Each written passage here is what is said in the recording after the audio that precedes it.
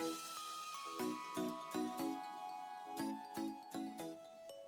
going to be covering the dialog function in this video. This is a very common function you see all the time in Second Life. We're going to be building off a lot of the things we've already covered, and I'm going to throw some new concepts at you as well. We're going to be covering a lot of stuff. Let's go ahead and get started. Go ahead and start again by first just building a brand new box and adding a brand new script inside the contents of the box. Go ahead and open up the default script. We're going to put a script up on the screen now, and I'm going to go through everything line by line. I want you to copy everything on the screen verbatim. If you want to freeze the video here to make sure you copy everything accurately, go ahead and do so. I'll make sure you can see the whole script too as I go through this.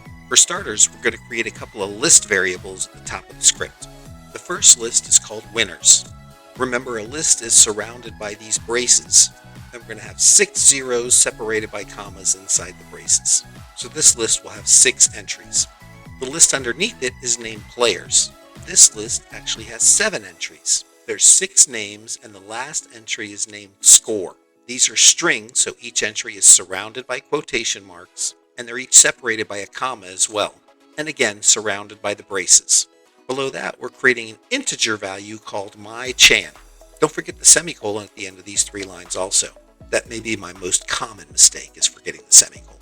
I'm going to go through these functions in a minute, but for now I'm going to scroll to the bottom of the script to show you what I did there.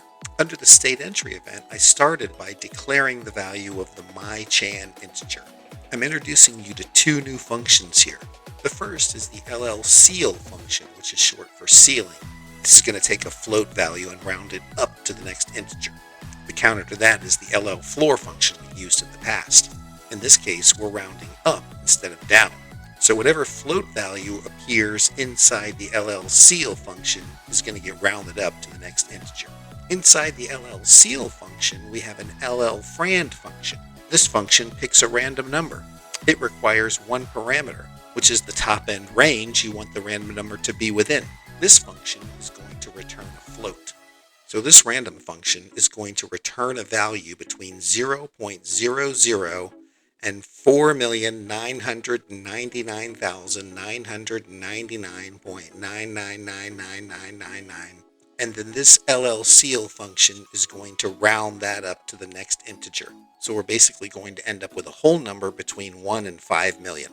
In the next line, we're using an llListen function, and we're going to be listening on the channel number we just created. Again, that's the only filter we're using in this case. So now our script is going to be listening on whatever random channel we created here. Under the touch start event, we have an llDialog function. This function will produce the pop-up you've seen undoubtedly multiple times in Second Life. The first parameter required in the dialog function is the key of the avatar we're going to send the dialogue to. In this case, we're going to use the first detected key, which is the key of whomever touched the object. The llDetectedKey function does that, and the 0 defines the first key, which is whomever touched the object. The next parameter is a string that'll appear at the top of the dialogue.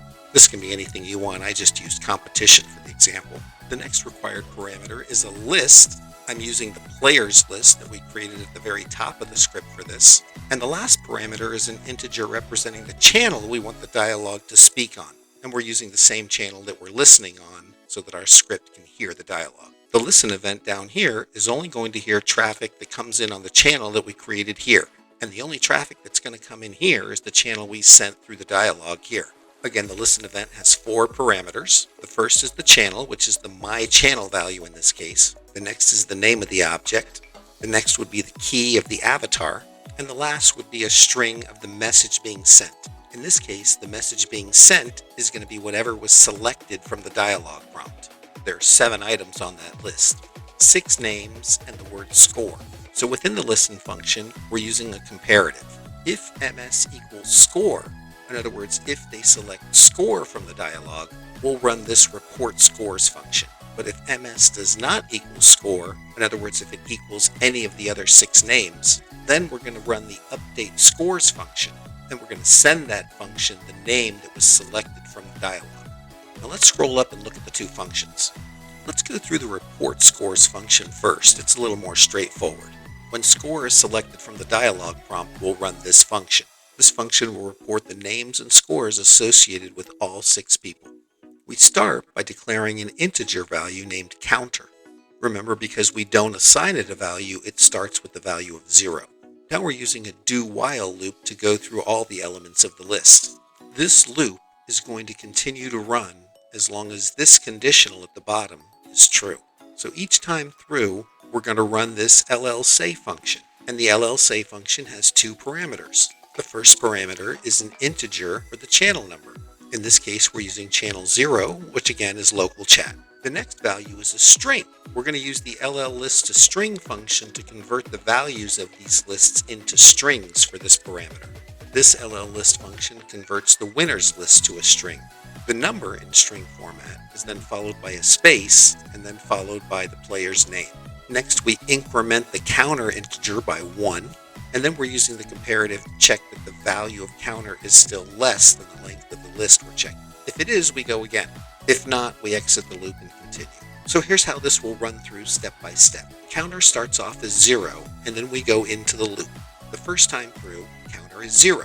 So we go to the 0 element of the winners list, which is the first element of the list. Because counter is 0, we convert that to a string, which in the beginning is going to be 0. Then we add a space, and then we go to the players list. And again, we look at the first value in that list, and we convert the first value in that list to a string as well. Again, the first value, because this first time through, counter is 0.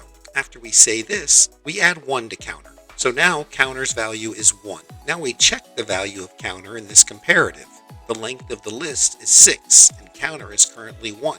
So counter is still less than the length of the list, so we go through again. Now counter is 1. So now we say the second element in the winners list, and we say the second element in the players list.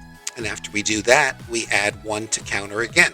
And now counter's value is 2, but counter is still less than 6, so we go again. And now we say the third element of the winners list, because counter is 2, and we say the third player's name, which is Nolan in this case. Then we add 1 to counter again, so now counter is 3, and 3 is still less than 6, so we go again. And this time we say 0, Barry. We add 1 to counter again, and counter is 4, which is still less than 6. So we go again, and we say 0, followed by Diane. And we add 1 to counter again, and now counter is 5, which is still less than 6. So we go again, and now we say 0 again, and this time we say Kurt. And we add 1 to counter again, which makes the value of counter 6, which is not less than 6. So we exit the loop. And because that's all we're doing in this function, we exit the function. Hopefully you can follow that. It gets a little easier as you do it a few more times. What gets confusing is the fact that the first element is actually 0, so that the fourth element is actually 3, fifth element is actually 4, and the sixth element is actually 5. So even though Kurt is the sixth element on the list, when you define it here with the llList2string function, you would define it as 5. Let's go through the update scores function now. As we talked about before, it's taking an input value, which is the name it's being sent. So when somebody selects a name from the dialog, that name will be sent to this function. The name being sent is a declared value named sentPlayer within this function. So the sentPlayer variable only exists within this function. The first thing we're doing within this function is declaring an empty list called tempList. This is going to be the temporary list we populate with the new values. Next, we're declaring our integer counter again that we're going to use for our loop. And again, we have a loop defined, which is going to loop 6 times, which is the length of the winners list. Inside this loop, we have a conditional defined. This conditional is going to check to see if the value of the element in the players list matches the value of the sent player each time through. That means when it goes through the list and finds the player selected, it's going to take the current list to integer value of the winners list and add 1 to it. And then it's going to add that value to the temp list. So if the current value is 0, it's going to add 1 to make it 1, and then it's going to add that value to the temp list. If the name does not match, then it's just going to add the same value that was originally in the winners list to the temp list. So it's going to go through this loop 6 times, and one of them is going to match. The one that matches is going to have 1 added to their vote total. All the others are going to keep the same vote totals. Let's go through an example of this quick too. Let's pretend that Nolan was selected and sent to this function. We start out by creating our temporary list and defining our counter integer. Now we get into our loop, starting with counter at 0. So we're looking at the first entry in the players list. Does it match Nolan? James did not equal Nolan, so we're going to the else statement. In the else statement, we're looking at the current value of winner's very first element, which is 0 in this case, and we're going to add 0 to the temp list as the very first entry in that brand new list we created. And then we're going to add 1 to counter and look at our conditional. And after the first time through, counter will be 1, which is still less than 6, so we'll go through again. The second time through, we're asking if Linda equals Nolan, and it still doesn't. And so once again, we're going to add 0 to our temp list as the second element now in this list. So this list only has 2 elements current. The third time through, we're going to be asked if Nolan equals Nolan, because the third entry in this list is Nolan, and that's what we were sent. And since Nolan does equal Nolan, we're going to convert the third entry in the winners list to an integer, which is currently 0, and we're going to add 1 to that, and that'll make that value 1. And we're going to add that 1 value to our temp list. So our temp list now has 3 values, 0, 0, 1. Note that the winners list hasn't changed, just the temp list. Now the fourth time through, we're going to be asking if Barry equals Nolan. And since it doesn't, we're going to add another 0 to the fourth spot in our temp list. The next time through, it'll be does Diane equal Nolan? And again, because it doesn't, we'll add another 0 to our temp list.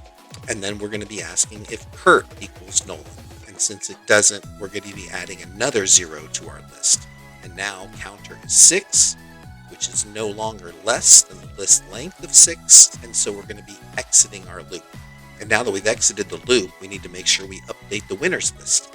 So we're going to take the old winners list and just replace it with the temp list, which is now updated with all the new values. That list was 6 zeros. That list is now 0, 0, 1, 0, 0, 0. The next time I run through this function, if somebody sends James, that list will come out the other end as 1, 0, 1, 0, 0, 0. And if I send Kurt the third time through, it'll come out as 1, 0, 1, 0, 0, 1. The list will be updated each time through and adding 1 to whoever was selected. Let's take a look at how this works in World. When you touch the object, you're presented with this dialog that has 7 buttons, the 6 names and score. So we're going to pick some random names here and just pick the buttons a few times, different buttons, different names. And now we're going to click score. And when we click score, it's going to run that report scores function. And that's going to print out the current scores. And we'll add a few more names. And you'll see if we select somebody several times and then click scores again, you'll see it's updated and added all those to their score. This is a very basic example, but you use the same concepts to create HUDs and all kinds of things in LSL. Hopefully this was helpful. If you have questions again, feel free to leave those or any comments down below. I'll be glad to help if I can. If you found the video helpful, please click the like button and consider subscribing. It always helps. We'll be building off some of these things more in the next video. See you there.